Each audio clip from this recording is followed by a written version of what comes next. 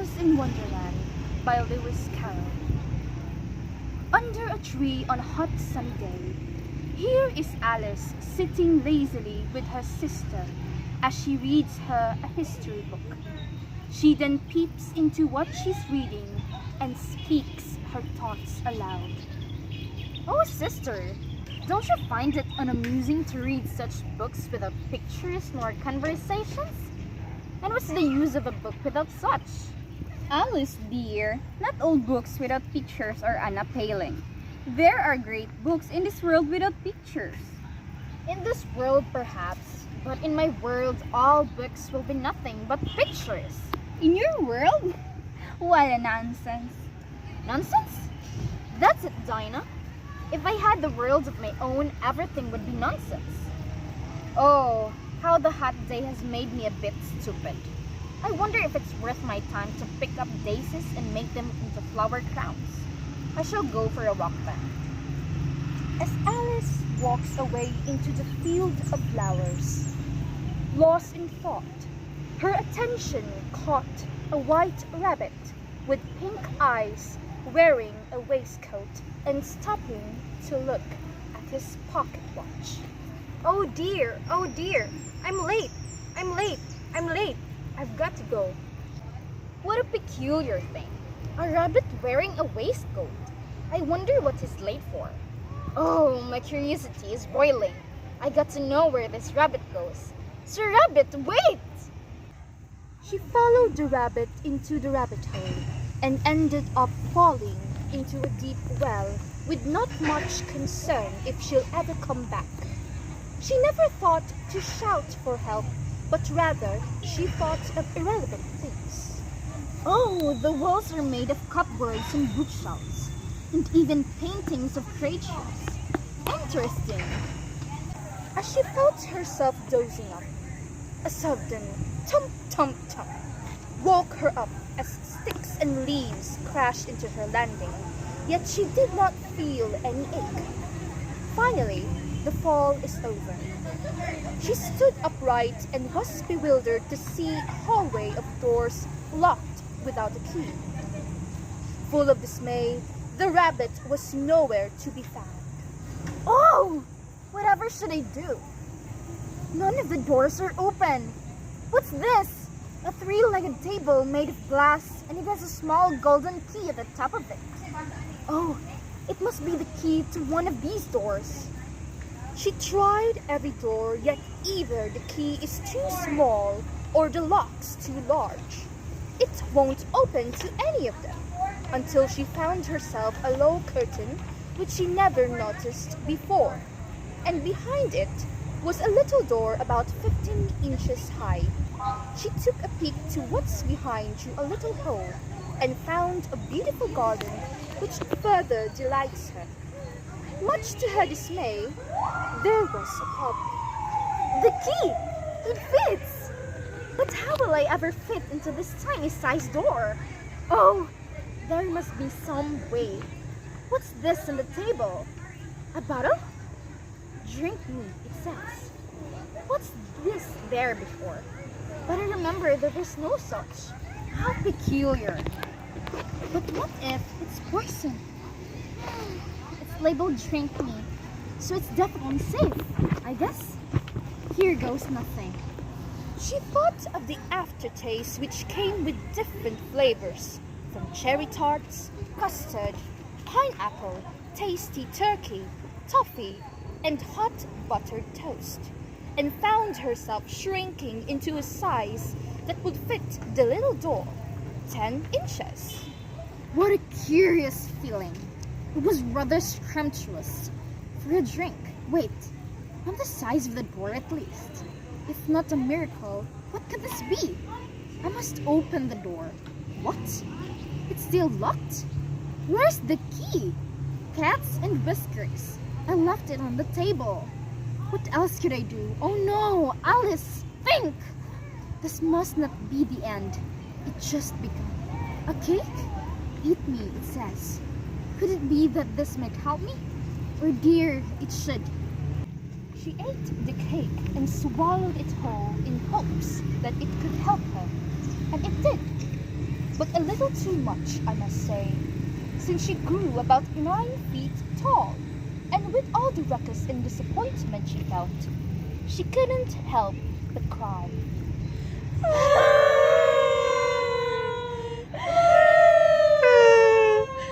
Every teardrop filled the room into a pool beneath her feet.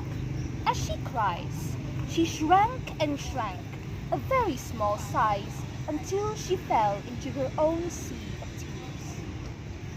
Oh, look what you've done, Alice. I wish I hadn't cried that much.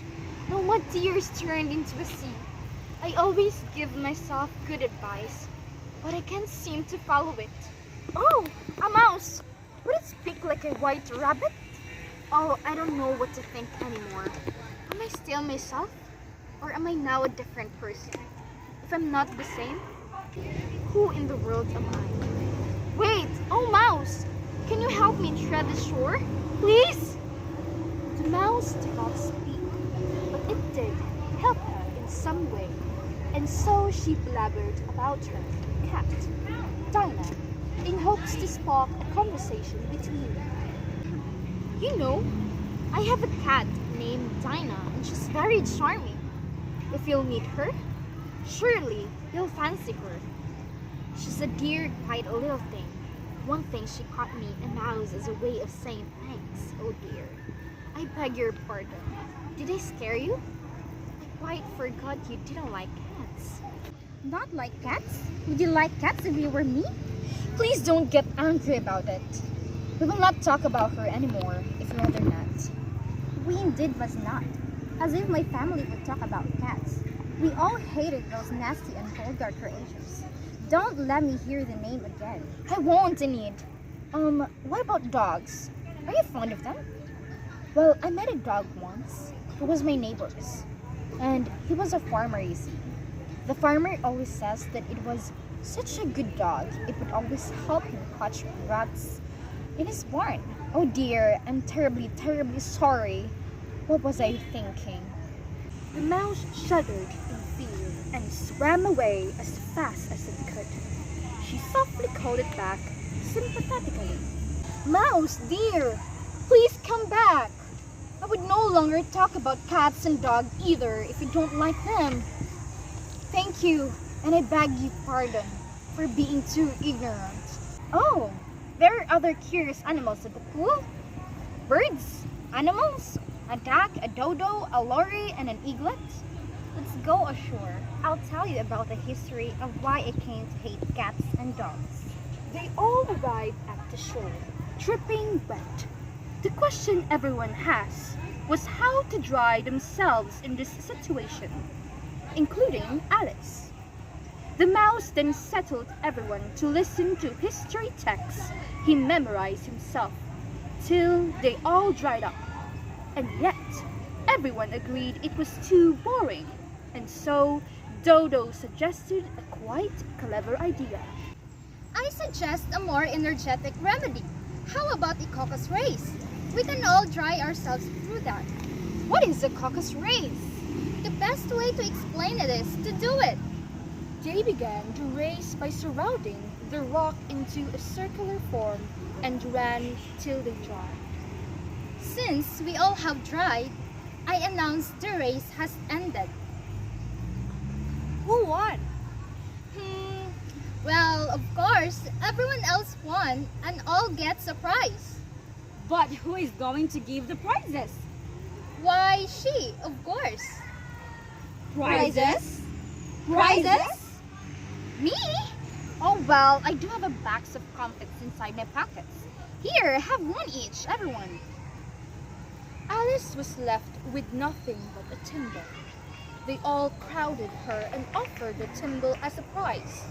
She thought it was rather absurd, yet she kept it for herself, for she thought they were rather brave. She accepted the thimble with a bow, then they all proceeded to hear the mouse's story. You promised to tell me your history, you know. Why do you hate C and D? Mine is a long and sad tale, and so it all began. Alice's thoughts were not in the present, for they wandered on different things. everyone that she was not attending and got offended and left. Oh dear Mouse, please come back and continue your story. Mouse! Yes, please continue your story. Don't leave! What did it want to say? Pity indeed. Oh, how I wish Dinah was here. If we may ask, how's Dana? Oh, Dinah's our cat. And she's quite clever for catching mice and... Oh, I wish I could see her catch a bird. She will eat the little ones rather cheerfully. Alice said those words very proudly, and yet every creature, both bird and animals, hurriedly parted their ways out of nervousness. They were all terrified. Now once again, she's left alone, and this has caused her an indescribable loneliness. I wish I hadn't mentioned Dinah. In the distance, she saw the rabbit running about anxiously. The rabbit then saw her and closed the distance between them. He thought she was his mate. Where could it be? Oh, the Duchess? The Duchess, would she accuse me then? I must hurry and find it. Mary Ann, what are you doing? Go fetch me a pair of gloves and a fan. This instant. Mary Ann? But I'm not she... Run along now. I'm in a hurry. Alice went to the rabbit's house to find the things she was asked to fetch. In a tidy room, at a table, she luckily found what she needed, but an unmarked bottle caught her eye. She thought of consuming it and wished for herself to grow in size, for she got tired of being too little. But before she did, she picked a piece of paper on the floorboards and read it. On the other hand, Bill the lizard arrives at the front door. A bill from the rabbit to the Duchess? How curious. Alice saw the rabbit as he goes to send the bill to his servant. Here, Bill. Fetch this bill and hurry back with it. The bill won't go through the letterbox, sir. I'm too big. Nonsense. Try again or I'll have you roasted. Sir, it still won't fit. Off with his head, down the chimney with him. Bill reluctantly crawls up the chimney to deliver the bill, but he gets stuck. This made Alice concerned for the lizard's safety and decided to intervene. She drank the unmarked bottle, hoping to grow in size. I say, this is jolly uncomfortable. Stop, rabbit. You're hurting him. Alice grows in size and ends up frightening the rabbit and his friends. Chaos ensues as Alice knocks over furniture and breaks things. Help! Fetch the Duchess. We're going to be executed. Eventually, Alice shrinks back to her normal size as she ate a cake on one of the cupboards and is able to escape from the rabbit's house. She ran as fast as her little legs could. Panting, she stopped by a mushroom in which she met the blue caterpillar, smoking its hookah, minding its own business. Their eyes met, and for a minute or two, they just stared at each other before the caterpillar broke the silence by languidly asking, "Who are you?" I hardly know, sir. Just a present, at least. I know who I was when I got up this morning, but I think I must have changed several times since then. And what do you mean by that? Explain yourself. I can't explain myself. I'm afraid, sir. I'm not myself, you see? I don't see.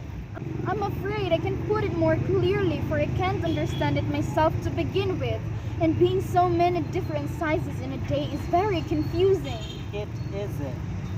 Perhaps you haven't yet. But when you turn into chrysalis, you will someday, you know. And then after that into a butterfly, I should think you'll feel a little queer, won't you? Not a bit. Well, perhaps your feelings may be different from me. It would feel very queer indeed. You. Who are you? I think you ought to tell me who you are first. Why? Never mind. Alice began to walk away, tired of all the senseless questions she just had with the caterpillar, when she abruptly stopped when it called for her. Wait. Come back. I need to tell you something important. What is it? Keep your temper. Is that all? No. So you think you've changed, do you? I'm afraid I am, sir. I can't seem to remember things as I used to. I don't keep the same size for 10 minutes together. Can't remember what? Such as when I recite, words get altered. The blue caterpillar asked Alice to recite, "You are old, Father Wood." And so she then began, and it was not right indeed. That is not said quite right from beginning till the end. Not quite right, I'm afraid. What size do you want to be? Oh, I'm not particular as to size. Only one doesn't like changing so often, you know. I don't know. Are you content now? Well, I would like to be a little larger, sir. If you wouldn't mind, 3 inches is such a wretched height to be. It is a good height to be. I am exactly 3 inches tall. But I'm not used to it. I wish the creatures wouldn't be so easily offended. No worries. You'll get used to it. Before the caterpillar crawled away from the mushroom, he told her what she wanted to do. One side will make you grow taller, and the other side will make you grow shorter. One side of what? And the other side of what? Of the mushroom. Alice pondered for a bit and decided to give it a try. Now, which is which? How about I try the one in my right hand first? Oh my goodness, I'm shrinking. I shall eat the one on the left then. She then tends to nibble bits of each mushroom until she gets the right size. She planned to go back into that beautiful garden, but then saw a little house about 4 feet high. She then wondered what to do next, when suddenly a fish footman in livery came running out from the woods and knocked at the door. Another footman in livery and was known to her as a frog opened the door. Out of curiosity, she stood closer to listen. For the Duchess, an invitation from the Queen to play croquet. For the Queen, an invitation from the Duchess to play croquet. That's silly. They just said the same thing with just the addressee interchanged.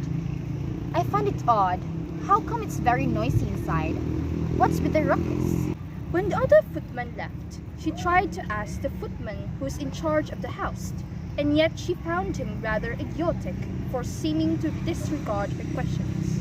How am I to get in? Are you getting in at all? It's really dreadful the way all the creatures here argue. It's enough to drive anyone nuts. I shall sit here, on and off, for days and days. But what am I to do? Anything you like. Oh, there's no use in talking to him. He's perfectly idiotic. Then Alice went in, and as she opened the door, it led directly to the kitchen, which was full of smoke from one end to the other. The Duchess was sitting on a 3-legged stool in the middle, nursing a baby. The cook was leaning over the fire, stirring a large cauldron which seemed to be full of soup. There's certainly too much pepper in that soup. What? Achoo! Alice noticed that the only individuals in the kitchen who do not sneeze are the cook and the big grinning cat, so she can't help but ask. Oh, mind if I ask, why does your cat grins like that? It's a Cheshire cat, and that's why pig. I didn't know what Cheshire cats always grin like that. In fact, I didn't know that cats could grin. They all can, and most of them do. I didn't know of any that do. You didn't know much, and that's a fact. Oh my, it's the Cheshire cat. The cat startled her, but it only grinned when it saw her, so she asked away. Would you tell me, please, which way I ought to go from here? Oh, that depends on where you want to get to. I don't much care where... Then, it doesn't matter which way you go. So, long as I get somewhere. Oh, you sure to do that if you only walk long enough. What sort of people live around here? In that direction, live the Mad Hatter, and on the other side, the March Hare. Visit either you like, they're both mad. But I don't want to go among mad people. Oh, you can't help that. We're all mad here. I am mad. You are mad. Do you play croquet with the queen today? I should like it very much, but I haven't been invited yet. You'll see me there. She came in sight of the house of the March Hare. It was a large house with chimneys shaped like ears, and the roof was thatched with fur. There she saw a table set under a tree in front of the house, where the March Hare and the Mad Hatter were having tea at the corner. A dormouse was also sitting between them, fast asleep. Then, of course, both of them noticed the little Alice, and most likely so. It was not the reaction she wanted. No room! No room! But there's plenty of room. Mind if I sit down and chat with you all? Have some wine then. Wine? But I don't see any wine. There isn't any. Then it wasn't very civil of you to offer it. It wasn't very civil of you to sit down without being invited. I didn't know it was your table. It's laid for a great many more than 3. The March Hare did not argue even further, but the Mad Hatter spoke his opinions on Alice's hair honestly. Your hair wants cutting. You should learn not to make personal remarks. It's very rude. Why is a raven like a writing desk? Oh, riddles. I think I know the answer. Do you mean that you think you can find out the answer to it? Exactly so. Then you should say what you mean. I do. At least, I mean what I say. That's the same thing, you know. Not the same thing a bit. You might as well say that I see what I eat is the same thing as I eat what I see. You might just as well say that I like what I get is the same thing as I get of what I like. You might just as well say that I breathe when I sleep is the same thing as I sleep when I breathe. It's the same thing with you. Alice was a bit confused, as all she could remember was ravens and writing desks. The Mad Hatter then broke into eyes. What day of the month is it? The 4th? 2 days wrong. I told you butter wouldn't suit the works. It was the best butter. Yes, but some crumbs must have gotten in as well. You shouldn't have put it with a bread knife. It was the best butter, you know. What a funny watch. It tells the day of the month, and it doesn't tell what o'clock it is. Why should it? Does your watch tell you what year it is? Of course not, but that's because it stays the same year for such a long time together. Which is just the case with mine. I don't quite get it. The dormouse is asleep again. Have you guessed the riddle yet? No, I give it up. What's the answer? I haven't the slightest idea. Nor I. You shouldn't waste my time by asking riddles without answers. If you know time as well as I do, you wouldn't talk about wasting it. It's him. I don't know what you mean. Of course you don't. I dare say you never even spoke to time. Perhaps not, but I know I have to beat time when I learn music. Ah, that accounts for it. He wouldn't stand beating. Now, if you only kept on good terms with him, he'd do almost anything you liked with the clock. I only wish it was. That would be grand, certainly, but then I shouldn't be hungry for it, you know. Not at first, perhaps, but you could keep it to 1:30 as long as you like. Is that the way you manage? Not I. We quarreled last March, just before he went mad. It was at the great concert given by the Queen of Hearts, and I had to sing, "Twinkle, twinkle, little bat, how I wonder what you're at." You know the song, perhaps? I've heard something like it. Up above the world you fly, like a tea tray in the sky. Twinkle, twinkle, twinkle, twinkle, twinkle. Well, I hardly finished the first verse when the Queen jumped up and bawled out, He's bothering the time. Oh, with his head. How dreadfully savage! Their conversation went on for a while. They even suggested for Alice to tell a story, yet she declined, for she can't think of any. Fast forward to Alice fuming mad at the Hatter for his rude remarks. She stood up and left thinking that it was the worst tea party she ever had. She found herself at last at a beautiful garden among bright flower beds and the cool fountains where she met the Queen's gardeners. After helping the gardeners from their mistake, which then lead into their tiny deaths, Alice joins the Queen in a strange game of croquet. The croquet ground is hilly. The mallets and balls are like flamingos and hedgehogs, and the Queen tears about, frantically calling for the other players' executions. Why on earth are you painting those roses red? The gardeners say that they planted the white roses by mistake. They needed to paint them red so their heads won't get cut like the white roses. That seems like a good idea. Let me help you. Alice grabbed a brush and started splashing and spreading the red paint across the white to red roses. Then the trumpets started playing, signaling the arrival of the Red Queen.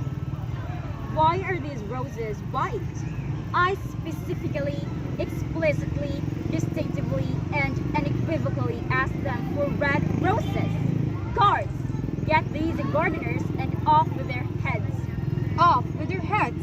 Please, have mercy on us, Your Majesty! By the way, child, what's your name? My name is Alice, so please, Your Majesty. Rub it. Are their heads off? Their heads are gone. It pleased Your Majesty. Good. Now time to play some croquet. You there, girl, do you know how to play croquet? Yes! Come on then. What a fine day! Where's the Duchess? Hush, hush. She's under sentence of execution. What for? Did you say what a pity? No, I said what for? She boxed the Queen's ears for she arrived late at the croquet match. Oh! Hush, the Queen will hear you. Get to your places. Alice has never seen such a peculiar croquet ground in her life. It was all ridges and furrows. The balls were live hedgehogs, the mallets live flamingos, and the soldiers had to double themselves up and to stand on their hands and feet to make the arches. To avoid the Queen's fury, they had to make sure every turn must go into the place she wanted. In a short time, the Queen was in a fierce passion and went stamping about and shouting, "Off with his head," or "Off with her head," about once in a minute. What would become of me? They're dreadfully fond of beheading people of fear. The great wonder is that there's anyone left alive. Her thoughts wandered off, finding numerous ways for a chance to escape when she noticed a curious appearance of a floating head. It's the Cheshire cat. How are you getting on? I don't think they play it all fairly, and they all quarrel so dreadfully one can hear oneself speak, and they don't seem to have any rules in particular. I'm even confused as to how all the things are still alive. How do you like the Queen? Not at all. She's so extremely... Just as she was about to rant her heart out, she noticed the Queen was close behind her, listening, so she went on. likely to win, that it's hardly worthwhile finishing the game. Who are you talking to? It's a friend of mine, a Cheshire cat. I don't like the look of it at all. However, it may kiss my hand if it likes. I'd rather not.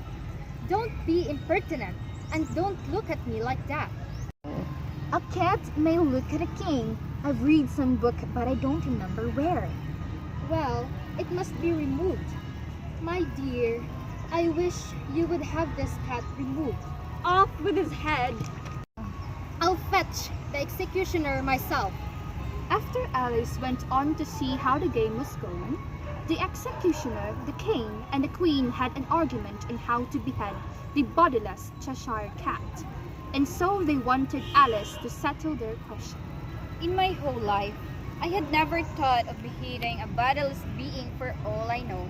One couldn't cut off a head unless there was a body to cut it from. No, I disagree. I believe that anything that had a head could be beheaded. If something wasn't done about this in less than no time, I will have everybody executed. All around. The Cheshire cat belongs to the Duchess. You'd better ask her about it. She's in prison. Executioner, fetch her here. The moment the Duchess had come back, the cat's head entirely disappeared. So the king and the executioner ran wildly up and down looking for it, while the rest of the party went back to the game. The Duchess tried befriending Alice, but it made her feel uneasy. They had numerous conversations as the Duchess was happy to see her. But here, to Alice's great surprise, the Duchess's voice died away, even in the middle of her favorite word, moral, and the arm that was linked into hers began to tremble. Alice looked up, and there stood the Queen in front of her, with her arms folded, frowning like a thunderstorm. A fine day, Your Majesty. Now, I give you fair warning. Either you or your head must be off, and that in about half no time. Take your choice. Duchess took her choice and was gone in a moment, and the Queen of Hearts invited Alice to go on with the game. Have you seen the mock turtle yet? No, I don't even have an idea what a mock turtle is. It's the thing mock turtle soup is made from. Come on then, and he shall tell you his story. They very soon came upon a groomman, lying fast asleep in the sun. Up, lazy thing, and take this young lady to see the mock turtle, and to hear his history. I must go back and see after some executions I have ordered. They had not gone far before they saw the mock turtle in the distance, sitting sad and lonely on a little ledge of rock. And, as they came nearer, Alice could hear him sighing as if his heart would break. She pitied him deeply. They went up to the mock turtle, who looked at them with large eyes full of tears, but said nothing. This here young lady, she wants for to know your history. She do. I'll tell it to her. Sit down, both of you, and don't speak a word till I've finished. So they sat down and nobody spoke for some minutes. They waited patiently before it spoke. Once, I was a real turtle. When we were little, we went to school in the sea. The master was an old turtle. We used to call him Tortoise.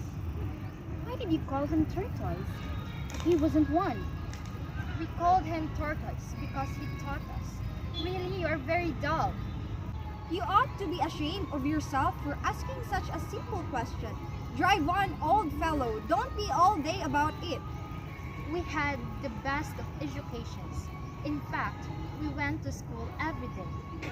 The mock turtle sighed deeply and drew the back of one flapper across his eyes. He looked at Alice and tried to speak, but for a minute or two, sobs choked his voice. At last, the mock turtle recovered his voice and, with tears running down his cheeks, he went on again. The King and Queen of Hearts were seated on their throne when they arrived, with a great crowd assembled about them, all sorts of little birds and beasts, as well as the whole pack of cards. The knave was standing before them in chains, with a soldier on each side to guard him, and near the king was the white rabbit, with a trumpet in one hand, and a scroll of parchment in the other. In the very middle of the court was a table with a large dish of tarts upon it. They looked so good that it made Alice quite hungry to look at them. I wish they'd get the trial done and hand around the refreshments. Alice had never been in a court of justice before, but she had read about them in books, and she was quite pleased to find that she knew the name of nearly everything there. That's the judge, because of his great wig. And that's the jury box. I suppose they are the jurors. What are they doing? They can't have anything to put down yet before the trial's begun. They're putting down their names for fear they should forget them before the end of the trials. Stupid things. Alice began in a loud, indignant voice, but she stopped hastily, for the White Rabbit cried out. Silence in the court! The king put on his spectacles and looked anxiously around to make out who was talking. One of the jurors had a pencil that squeaked. This, of course, Alice could not stand, and she went round the court and got behind him, and very soon found an opportunity of taking it away. She did it so quickly that the poor little juror, it was Bill the lizard, could not make out at all what had become of it. So, after hunting all about for it, he was obliged to write with one finger for the rest of the day, and this was of very little use, as it left no mark on the slate. Harold, read the accusation. The Queen of Hearts, she made some tarts, all on a summer day. The Knave of Hearts, he stole those tarts and took them quite away. Consider your verdict. Not yet, not yet. There's a great deal to come before that. Call the first witness. The first witness was the Hatter. He came in with a teacup in one hand and a piece of bread and butter in the other. I beg pardon, Your Majesty, for bringing these in, but I hadn't quite finished my tea when I was sent for. You ought to have finished. When did you begin? The Hatter looked at the March Hare, who had followed him into the court, arm in arm with the Dormouse. 14th of March, I think it was. 15, 16. Write that down. The king said to the jury, and the jury eagerly wrote down all 3 dates on their slates, and then added them up, and reduced the answer to shillings and pence. Take off your hat. It isn't mine. Stolen. The king exclaimed, turning to the jury, who instantly made a memorandum of the fact. I keep them to sell. I've none of my own. I'm a hatter. Here the queen put on her spectacles and began staring at the Hatter, who turned pale and frigid.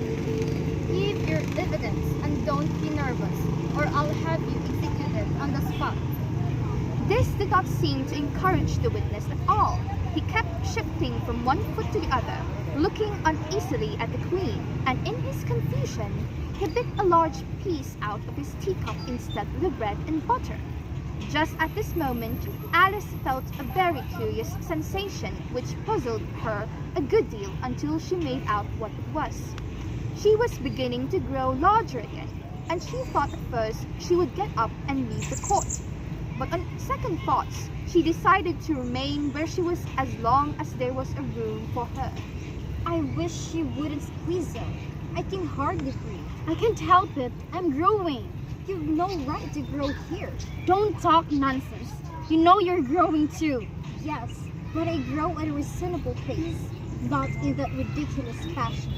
And he got up very sulkily and crossed over to the other side of the court. All this time the queen had never left off staring at the Hatter, and just as the Dormouse crossed the court, Bring me the list of the singers from the last concert. Give your evidence or I'll have you executed, whether you're nervous or not. I'm a poor man, Your Majesty, and I hadn't begun my tea. Not above a week or so. And what with the bread and butter getting so thin and the twinkling of the tea. The twinkling of the what? It began with the tea. Of course, twinkling begins with a T. You take me for a dunce? Go on. I'm a poor man, and most things twinkled after that, only the March Hare said. I didn't. You did! I deny it. He denies it. Leave out that part. Well, at any rate, the Hatter went on looking anxiously round to see if he would deny it too, but the Dormouse denied nothing, being fast asleep. After that, I cut some more bread and butter. but what did Dormouse say? That I can't remember. You must remember, or I'll have you executed. The miserable Hatter dropped his teacup and bread and butter and went down on one knee. I'm a poor man, Your Majesty. You are a very poor speaker. Here one of the guinea pigs cheered and was immediately suppressed by the officers of the court. As that is rather a hard word, I will just explain to you how it was done. They had a large canvas bag, which tied up at the mouth with strings. Into this, they slipped the guinea pig head first and then sat upon it. I'm glad I've seen that gown. I've so often read in the newspaper the end of trials. There were some attempts at applause which was immediately suppressed by the officers of the court, and I never understood what it meant till now. If that's all you know about it, you may stand down. I can't go any lower. I'm on the floor as it is. Then you may sit down. Hadn't that finished the guinea pigs? No, we shall get in better. I'd rather finish my tea. You may go. And just take his head off outside. The queen added to one of the officers, but Hatter was out of sight before the officer could get to the door. Call the next witness. The next witness was a Duchess cook. She carried the pepper box in her hand, and Alice guessed who it was, even before she got into the court. By the way, the people near the door began sneezing all at once. Achoo! Give your evidence. Shut. Your Majesty must cross-examine this witness. Well, if I must, I must. What are tarts made of? Paper most. Behead that dormouse. Turn that dormouse out of court. Suppress him. Pinch him off with his whiskers. For some minutes, the whole court was in confusion, getting the dormouse turned out, and by the time they had settled down again, the cook had disappeared. Never mind. Call the next witness. As he added in an undertone to the queen. Really, my dear? You must cross-examine the next witness. It quite makes my forehead ache. Alice watched the White Rabbit as he fumbled over the list, feeling very curious to see what the next witness would be like. For they haven't got that much evidence yet. Imagine her surprise when the White Rabbit read out at the top of his shrill little voice the name Alice. Here! Quite forgetting how large she'd grown in the last few minutes, she jumped in such a hurry that it tipped over the jury box, upsetting all the jurymen. Oh, I beg your pardon. The trial cannot process until all the jurymen are back in their proper places. All of them. As soon as everyone settled down, the jurymen set to work diligently to write out a history of the accident, all except the lizard, who seemed to be overcome to do anything. What do you know about this business? Nothing. Nothing, whatever? Nothing, whatever. Juries, that is very important. Unimportant. Your Majesty means, of course. Of course, I meant unimportant. Silence! Rule 42. All persons more than a mile high to leave the court. I'm not a mile high. You are. Nearly 2 miles high. Well, I shouldn't go. At any rate, besides, that's not a regular rule you invented just now. It is the oldest rule in the book. Then it ought to be number 1. Consider your verdict. There more evidence to come yet. Please, Your Majesty. This paper has just been picked up. What's in it? I haven't opened it yet, but it seems to be a letter written by the prisoner to somebody. It must have been that unless it was written to nobody, which isn't usual, you know. Who is it directed to? It isn't directed at all. In fact, there's nothing written outside. It isn't a letter after all. It's a set of verses.